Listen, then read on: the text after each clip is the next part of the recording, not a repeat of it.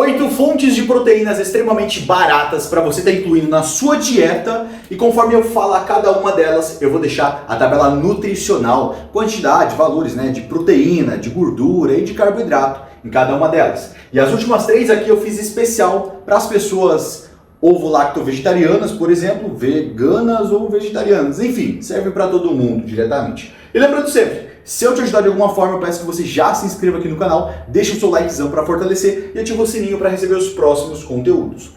Por que é fundamental as proteínas na nossa dieta? Além dela trazer mais saciedade, então se você está focado em fazer uma dieta para emagrecer com déficit calórico, comendo menos calorias do que o seu corpo gasta diretamente, né? Então, por exemplo, se você gasta 2.500 calorias no seu dia e você está consumindo apenas 2.000 calorias, você tem um déficit calórico, ou seja, você está deixando de consumir 500 calorias que você está gastando, o que é muito interessante. E aí muitas pessoas começam a passar muita fome. E o que a gente faz? A gente aumenta a quantidade de proteínas. Além disso, a proteína é fundamental para a manutenção e para a nossa construção de mais massa muscular diretamente. Então vamos lá.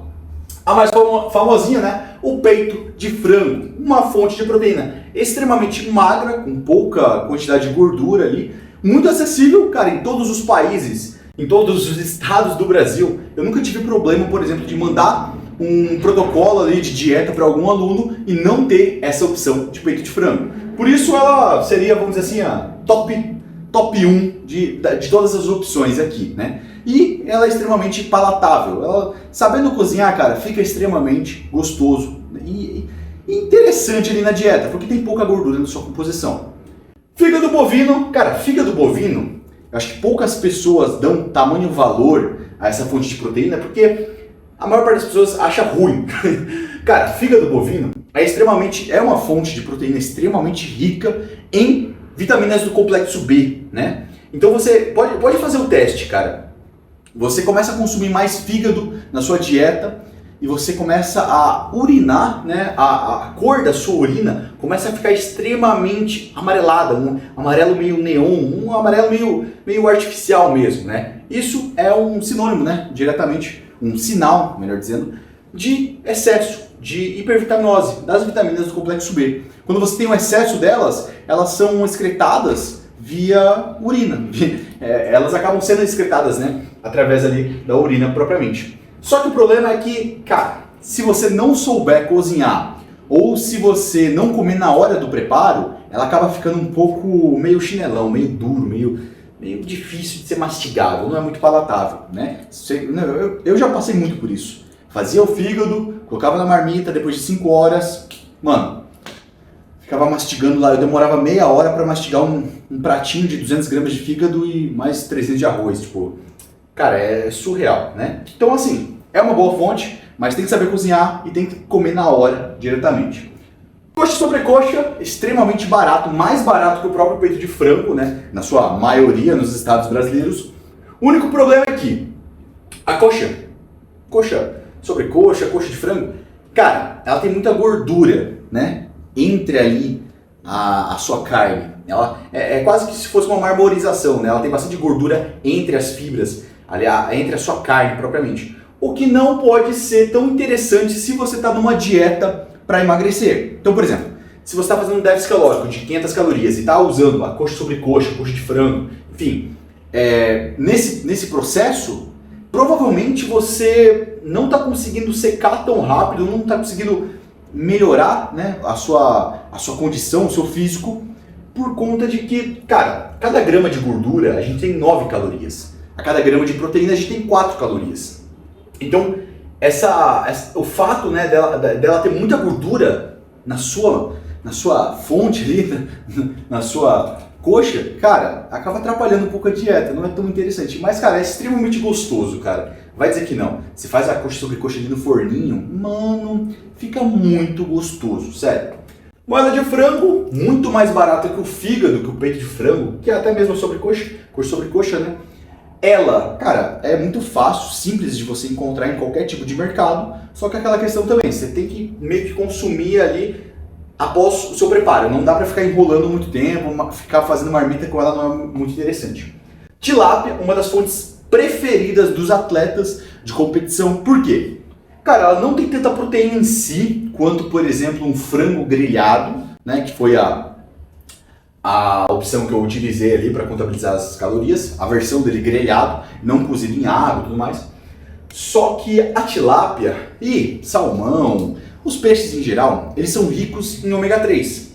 E cara, tanto para uma pessoa natural quanto para uma pessoa hormonizada, o consumo dessa fonte, né, de lipídio, de gordura, o ômega 3 é excepcional. Até para a questão de HDL, LDL, a questão do colesterol propriamente, quanto para sua saúde, né? Pra quem não sabe, cara, uma pessoa natural, ela depende das suas fontes de gordura propriamente para a sua produção de hormônios, né?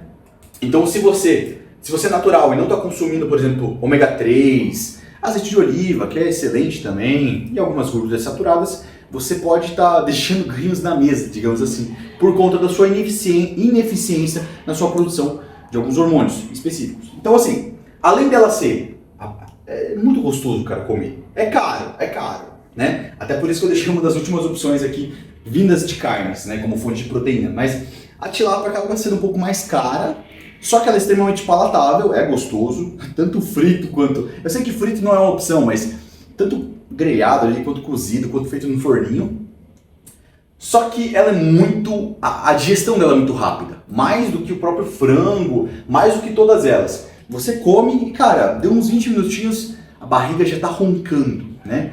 Por conta dessa digestão extremamente rápida, né? Essa digestibilidade mais rápida, muitos atletas em fase final de pré-contest, fase final de cutting, naquela hora de secar, preferem ela porque essa digestão muito rápida acaba não gerando estufamento, né? Uma certa dilatação abdominal. Então, para você manter um físico extremamente seco e sem aquela dilatação abdominal estragando a linha de cintura, ela é uma ótima opção, né? Até por conta da sua ser uma fonte boa de gordura.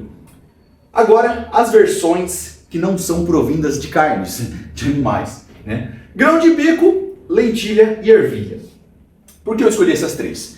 Porque dentre todas as opções, exceto proteína de soja texturizada, por exemplo, cara, são alimentos extremamente gostosos, se você souber cozinhar, né? O grão de bico eu já não prefiro tanto, eu prefiro muito mais lentilha e ervilha, né? Tá certo que o consumo exagerado de lentilha acaba gerando ali uma produção de gases muito grande, o que pode ser muito complexo se você tem um relacionamento, mas se sua parceira, seu parceiro sabe que é para um bem maior, vai estar tudo bem, ou não, né? Mas, cara, todas essas três fontes aqui, elas acabam tendo muito problema em relação à sua composição. Porque não vem só proteína nelas três, vem bastante carboidrato. Gordura de menos, né? Aqui a gente vai ter mais presença de gordura, né? Carboidrato praticamente zero, mas aqui a gente não vai ter praticamente nada de gordura. Um valor insignificante, digamos assim. Só que ela vai vir com bastante proteína, como vocês podem ver na tabela nutricional, que está na tela para vocês. Só que vem com bastante carboidrato também. Então, você tem que saber manipular as quantidades. Não adianta você comer 1 kg de grão de bico, 1 kg de lentilha e mais 1 kg de macarrão, de arroz. Não adianta. Você tem que contabilizar a questão da quantidade de carboidrato que vem junto com a lentilha, com o grão de bico. Não adianta ver elas apenas como uma fonte de proteína, né? Então tem que tomar cuidado em relação a isso. Então, por exemplo, na segunda refeição do dia, lá, o seu almoço, por exemplo, cara, de vez de colocar, por exemplo, né, 200 gramas de lentilha e 200 de arroz, que é uma referência padrão aí que se vê em muita dieta que você pega por aí, seria mais interessante você diminuir a fonte do carboidrato, propriamente, né, do arroz no caso, colocar ali para umas 80 gramas e aí, em maior quantidade, a lentilha, por quê? A lentilha, além dela trazer maior aporte de proteínas, de arroz, entre arroz e lentilha, ela também vai trazer junto carboidrato. Então é interessante você deixar como a fonte de carboidrato, que vai ter menos proteína, o arroz. O arroz não tem nada de proteína praticamente, né? Tem ali uma quantidadezinha significativa de proteína, que não dá para menosprezar, mas é alguma coisa. Só que ele seria como uma fonte principal de carboidrato. Então, como a lentilha já tem proteína e já tem também carboidrato pra caramba, é mais interessante você deixar uma quantidade menor do arroz, porque a lentilha também vai trazer carboidrato. Tá entendendo? Então não dá pra você jogar tudo, né? 200. Não, ajusta a quantidade, para depois você conseguir realmente pô, tá consumindo ali as calorias que você deve no seu dia. Então assim, essas três são extremamente interessantes, por quê? Pela questão da microbiota, as carnes elas acabam afetando um pouco a microbiota. A microbiota é basicamente o balanço de bactérias boas e ruins no nosso intestino. Se uma pessoa, por exemplo, ela acaba tendo muito problema para ganhar peso, muito problema para estar conseguindo absorver as proteínas, os alimentos que ela tem, que ela consome, e tem um certo grau de anorexia, de anemia, provavelmente ela tem um desbalanço ali, uma desbiose, um desbalanço na microbiota dela, né? Muitas vezes pode ter verme também, nesses casos é interessante direcionar para tratamento com anita, né? Um vermífugo. Mas, cara, esses três são extremamente interessantes para a saúde da nossa flora intestinal. Então, assim, Gabriel, mas eu como peito de frango, é a minha principal fonte de proteína. Beleza, mas é interessante talvez você adicionar um pouquinho de lentilha, um pouquinho de grão de bico. Essa variação traz aminoácidos diferentes, que aí, no final do seu dia, você tem um aminograma, né, uma quantidade de aminoácidos absorvidos ali para formar a própria proteína, bem completo. Tá entendendo? Por isso que fontes de proteína, como a proteína isolada do arroz, rice protein, ou a proteína de soja, né, isolada ali, que eles vendem em forma de suplemento, é um pouco falha, porque não tem todos os aminoácidos necessários. Então, no seu aminograma é um pouco desbalanceado, né? Se você for só usar essa fonte de proteína. Então é interessante sempre a variação, né? Por isso que muitos atletas, é difícil de você ver atleta vegetariano ou vegano. É mais fácil você encontrar atletas ovo-lacto-vegetarianos. Por quê? Cara, só de leguminosas, só de frutas, você não consegue ter ali, né, todos os aminoácidos necessários para a formação da proteína. Então, eles acabam introduzindo ali fontes lácteas, né, e o ovo propriamente, porque o ovo é perfeito, cara. O ovo, cara, imagina, vai sair uma vida dali. Então, o ovo é quase que perfeito, literalmente, né, para a questão de fonte de proteína. Só que aí entra aquela questão, né? Se você for ver o ovo só como fonte de proteína, você tem que fazer a divisão sempre da clara e da gema. Então, acaba ficando muitas vezes um desperdício. Mas enfim, lembrando sempre, se eu te ajudei de alguma forma, peço que você já se inscreva aqui no canal, deixe seu likezão para fortalecer e ative o sininho para receber os próximos conteúdos.